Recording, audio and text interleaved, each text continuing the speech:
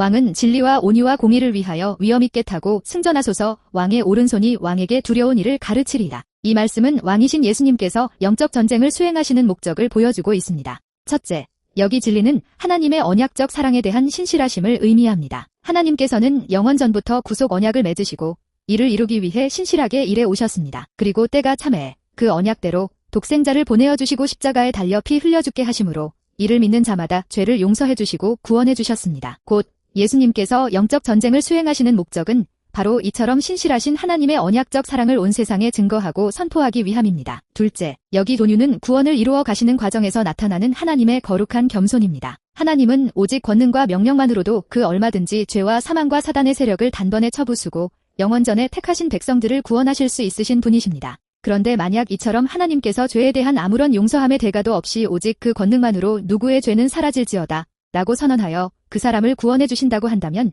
이는 법과 질서를 심히 무시하는 교만한 행위가 될 것입니다. 이에 하나님께서는 독생자를 십자가에 달려 피 흘려 죽게 하심으로 온 인류의 죄 값을 대신 치르게 하는 그런 정당하고도 겸손한 방식을 택하셨습니다. 예수님의 영적 전쟁은 바로 이런 하나님의 겸손과 온유를 이 온 세상 가운데 나타내고 높이기 위함입니다. 셋째, 여기 공의는 예수 그리스도 보혈의 공로를 믿는 자에게 값없이 입혀주시는 하나님의 의를 가리킵니다. 곧 예수님께서 영적 전쟁을 수행하시는 목적은 바로 이런 하나님의 의를 영원전에 택하신 자기 백성들에게 선물로서 허락해 주시기 위함입니다. 또 여기 타다는 전쟁터에 나가기 위해 말이나 병거에 올라타는 모습을 뜻합니다. 이제 다윗은 왕이신 예수님을 향해 신적 권능과 위엄을 마치 전차처럼 올라타시고서 승리를 향해 담대히 진격하시라고 외치고 있습니다. 이는 예수님께서 하나님 나라를 확장하기 위해 영광스럽게 나아가시는 모습을 시적인 언어로 표현한 것입니다. 또 여기 광의 오른손은 예수님의 신적인 권능을 상징하고 두려운 이 일은 단순한 공포가 아니라 사람의 마음 가운데 거룩한 경외심을 불러일으키는 놀라운 역사를 상징합니다.